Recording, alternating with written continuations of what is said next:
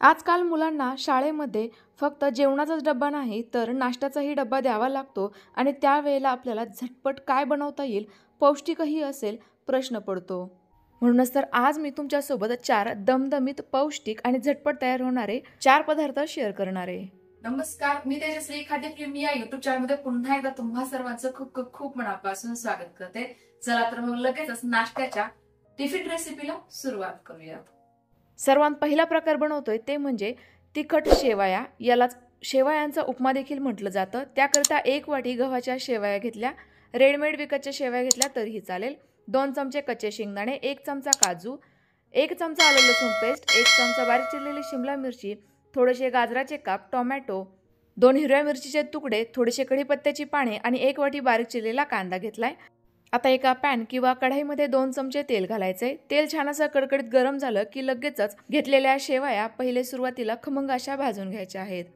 या भाजत असताना गॅसची फ्लेम कमी ठेवायची, कारण यांना मुळातच भाजायला कमी वेळ लागतो आणि त्याचसोबत या थोड्याशा लांब लांब आकारात असल्यामुळे पलटवायला देखील वेळ जातो. तर बघा, या पद्धतीने हलक्याशा ब्राऊन रंगावर या तळल्या गेल्या की लगेच एखाद्या ताटामध्ये काढून घ्यायच्यात. ही शेवई भाजून घेतल्यामुळे उपमा चविष्टही होतो आणि त्याचसोबत चिकट होत नाही. आता शिल्लक राहिलेल्या तेलामध्ये अर्धा चमचा मोहरी घालूयात. मोहरी छान अशी तडतडली गेली की लगेच अर्धा चमचा जिरेही घालायचेत. सुरुवातीला शेंगदाणे आणि काजू भाजून घेऊयात. यामधील काही पदार्थ जर तुमच्याकडे नसेल, नाही घातले तरी देखील चालणार आहे. जर यापेक्षा वेगळ्या भाज्या आवडत असतील मुलांना तर त्या वापरल्या तरी देखील चालणार आहे. काजू शेंगदाणे दोनही छान असे खरपूस भाजून घेऊयात एकदम कमी गॅसवर. आता हे भाजलेले काजू आणि शेंगदाणे लगेच एका ताटामध्ये काढून घ्यायचे. यामुळे याचा क्रंचीपणा टिकून राहतो. हे आपण उपमा तयार झाल्यानंतर वापरणार आहोत.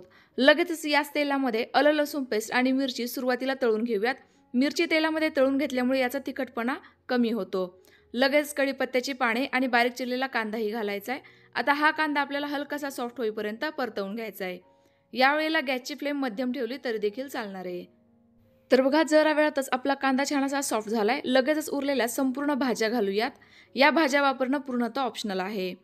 या भाज्या व्यवस्थित आणि पटकन मौसूद शिजण्याकरिता चवीनुसार मीठ आणि पाव चमचा हळद घातली.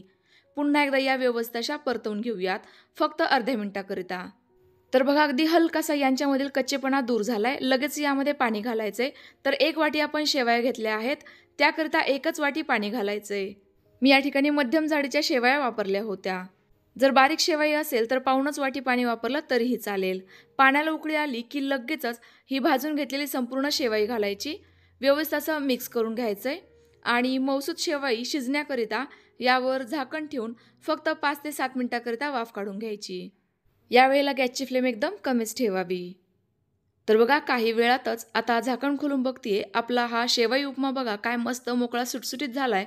पूर्णतः पाणी आटलं गेले आणि शेवई देखील एकदम मऊ शिजली गेली आहे. तर सर्वात शेवटी थोडासा यामध्ये मॅगी मसाला टाकायचा.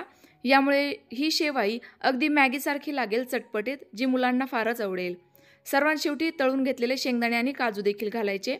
असं केल्यामुळे शेवई उपमा खाताना काजू आणि शेंगदाणे कुरकुरीत लागतात. शेवई उपमा तयार झालाय. लगेचच सर्व करायला घेऊयात.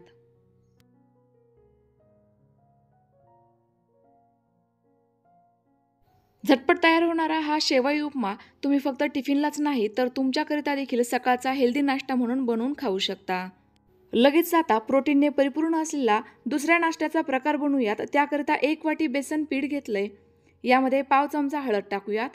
चवीनुसार किंवा पाव चमचा लाल तिखट आणि चवीनुसार मीठ. संपूर्ण साहित्य व्यवस्थित मिक्स करून घेऊयात.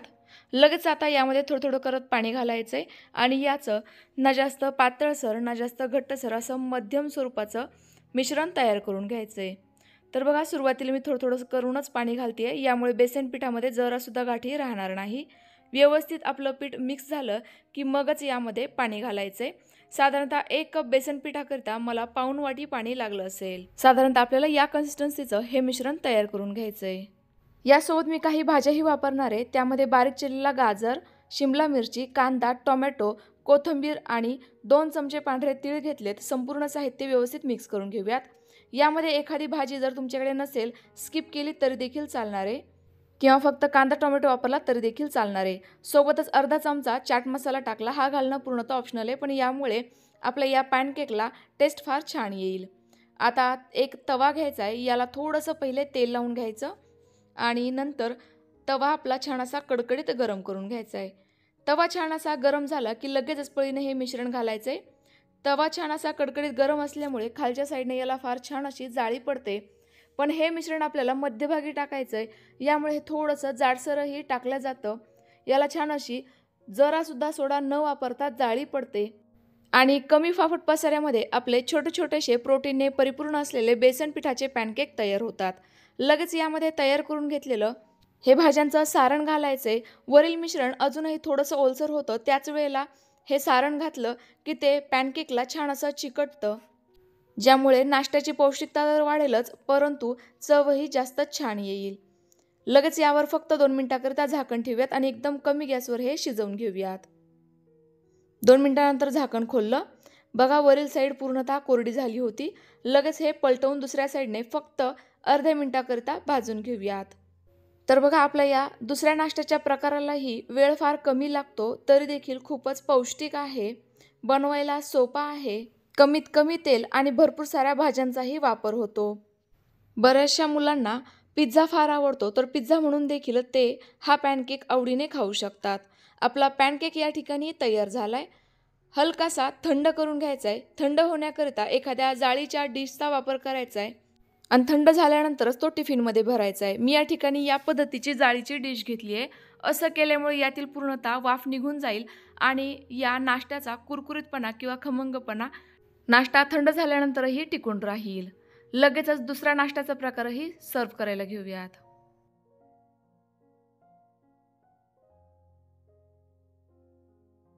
दिसायला कलरफुल, पौष्टिक आणि चमचमीत असा दुसराही नाश्त्याचा प्रकार तयार झालाय।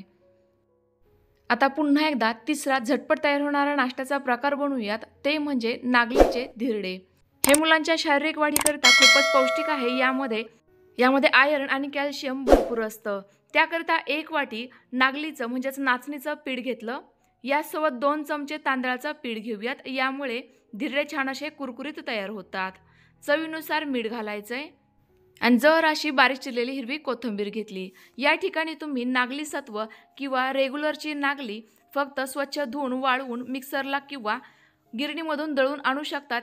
आता या घेतलेल्या 1 वाटी नागलीच्या पिठामध्ये सुरुवातीला मी थोडं थोडं करत पाणी घालतीये आणि अगदी छान असं हे मिश्रण तयार करून घेतेय। या पिठामध्ये जरासुद्धा गाठ राहायला नकोय, त्याकरिता सुरुवातीला थोडं थोडं पाणी घालायचंय आणि नंतर भरपूर सारं पाणी घालून अगदी सरसरीत मिश्रण तयार करून घ्यायचंय। मी या ठिकाणी अगदी पोकळ वाटी भरून 1 वाटी पीठ घेतलं होतं, त्याकरिता साधारणतः मला 1.5 वाटी पाणीही लागलेलं आहे। आपलं साधारणतः या कन्सिस्टन्सीचं हे मिश्रण तयार झालंय।